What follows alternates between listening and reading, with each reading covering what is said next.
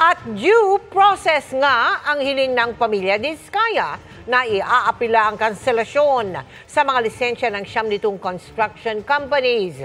Samantala, may kapalit na ang nagbitiw na pinuno ng board na nagbibigay ng lisensya sa mga contractor. Nakatutok si Oscar Oida. Hindi lang galit ng ilang grupo ang hinaharap ngayon ng mga Diskaya. Dagdag din sa mga problema nila ang pagkakansela ng kanilang mga lisensya na inisyu ng Philippine Contractors Accreditation Board o PCAB para mag-qualify na magbid sa mga proyekto. Sabi ng kanilang abogado, iaapila nila ito dahil hindi anya sila nabigyan ng sapat na panahon para makapagpaliwanag. Hindi po kami naniniwala na dapat kanselahin ng ganun-ganun na lang na walang pagdinig walang wastong pagdinig base sa dokumento. Alam niyo naman yung nangyari kay Ma'am, no? Ma'am Sara, medyo pressured na siya.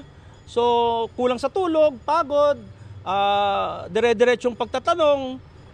Kayo naman ho lumagay sa kanya. Mahihirapan din ho kayong sumagot.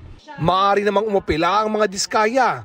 Ayon kay Secretary Cristina Roque, kalihim ng Department of Trade and Industry na nakakasakop sa PCAB. Sabi ni Roque, posibleng madagdagan pa ang kumpanyang tatanggalan ng lisensya. If there are companies that have also violated the same violation or they don't follow the rules, then they will definitely their license will also definitely be revoked.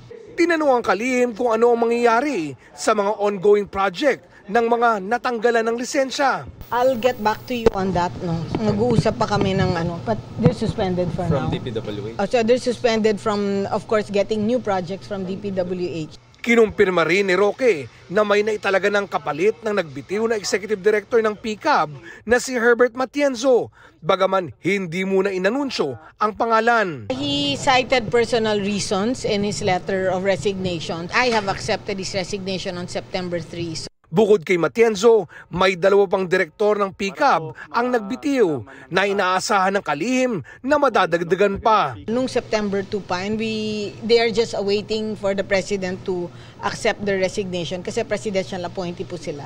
They're not off the hook, so they're still part of the total investigation. Sa ngayon, mismong si Roque muna ang direktang mamamahala ng Construction Industry Authority of the Philippines o CIAP. At ang mga implementing board nito, kabilang na ang PCAB. Para sa GMA Integrated News, Oscar Oida, nakatutok, 24 oras.